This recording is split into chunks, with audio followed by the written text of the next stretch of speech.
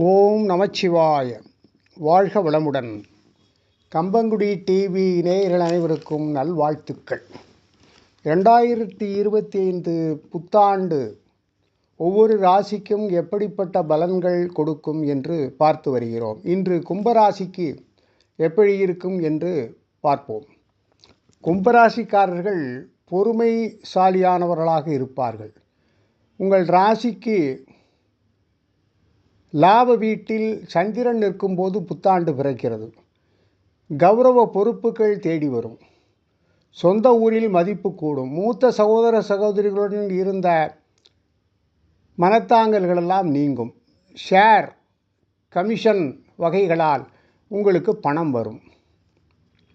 ஆடம்பர செலவுகளை குறைத்து சேமிக்க தொடங்குவீர்கள். புத்தாண்டு பிறக்கும்போது செவ்வாய் ராசிக்கு 6வது வீட்டில் நிற்கிறார். இது தொட்டது துலங்கும். எதிர்பார்ப்புகள் தடையின்றி முடியும். பிரபலங்களின் உதவியால் சில வேலைகள் முடிவுக்கு வரும். வெகுநாள் கனவாக இருந்த உங்களின் வீடு வாங்கும் ஆசை இப்போது நிறைவேறும். உங்களில் சிலர் வெளிநாடு சென்று வர வாய்ப்பு இருக்கிறது. இழுபறியாக இருந்த பூர்வீக சொத்து பிரச்சனைக்கு நல்ல தீர்வு கிடைக்கும். எதிர்கால எண்ணங்களை உங்களுக்கு நல்லபடியாக இருக்கும். எதிர்மறை எண்ணங்களெல்லாம் மறைந்துவிடும். கமிஷன் வகையாய் உங்களுக்கு லாபம் கிடைக்கும். இந்த ஆண்டு சனி ஜன்மச்சனியாக நிற்கும் நிலையில் வீண் பம்பு வழக்குகளில் தலையிடும்படியான சூழல் உருவாகும். விமர்சனங்களை எண்ணி புலம்புவீர்கள். சில நேரங்களில் நெஞ்சு படபடப்பு, தலை சுற்றல், கைகால் மரத்து போகிறது ஆகிய பாதிப்புகள் வந்து பிறகு சரியாகிவிடும். எவ்வளவு பணம் வந்தாலும் எடுத்து வைக்க முடியாதபடி செலவுகள் இருக்கும். யாரையும் எடுத்தெறிஞ்சு பேச வேண்டாம். வழக்கை நினைத்து கவலை அடைவீர்கள். 25 ஏப்ரல் 25 வரை உங்கள் ராசிக்கு 2இல் ராகுவும் 8இல் கேதுவும் நிற்கிறார்.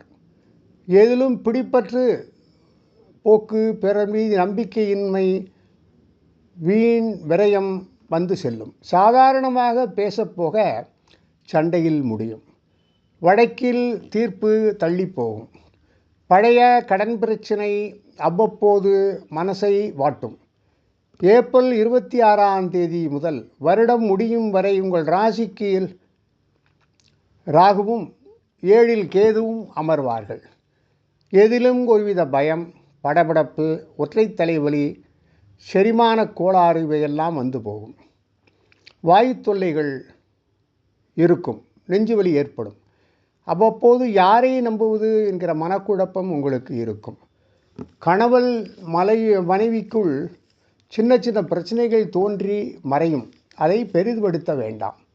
மே 10 வரை குரு உங்கள் ராசிக்கு 4ஆம் வீட்டில் நிற்கிறார். ஆகவே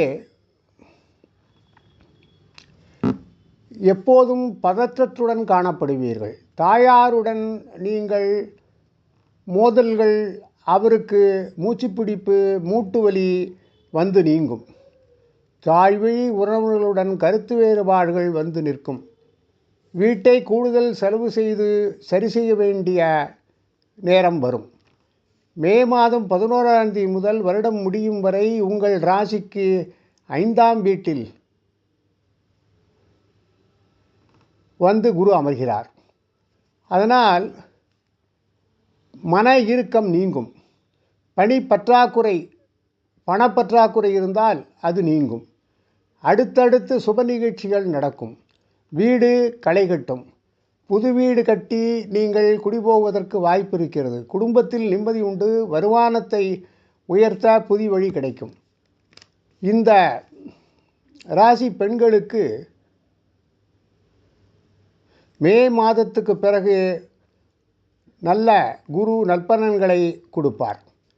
குடும்பத்தின் குழப்பங்கள் விலகும். சிலருக்கு குழந்தை பாக்கியம் கிடைக்கும்.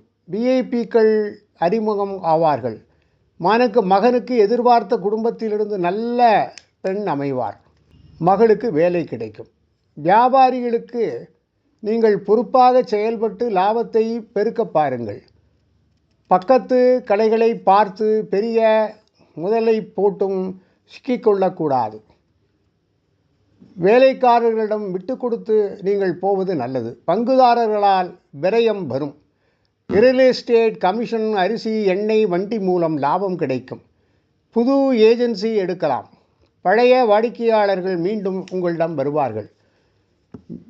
உத்தியோகம் பார்ப்பவர்கள் பணியில் கூடுதல் கவனம் செலுத்தும் நேரம் வரும்.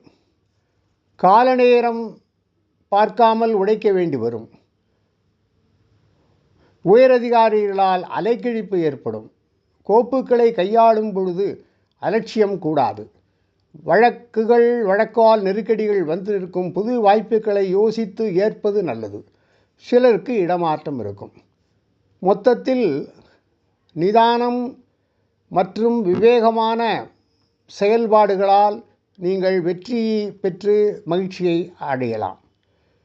இந்த புத்தாண்டு பல வகைகளும் உங்களுக்கு நன்மை தருவதாக அமையும். நீங்கள் வழிபட வேண்டியது சிவபெருமானை. இந்த ஆண்டு முழுவதும் சனிக்கிழமை தோறும் சிவபெருமான் கோயிலுக்கு சென்று எம்பெருமானை வழிபட்டு வாருங்கள். சிவபுராணத்தை படியுங்கள். சனிக்கிழமை தோறும் நீங்கள் ஒருவருக்காவது அன்னதானம் செய்யுங்கள். இதை செய்து வந்தால் வாழ்க்கை உங்களுக்கு வளமான வாழ்வாக அமையும். எல்லாம் சிறக்க நல்வாழ்த்துக்கள். வாழ்க வளமுடன். ஓம் நமச்சிவாய.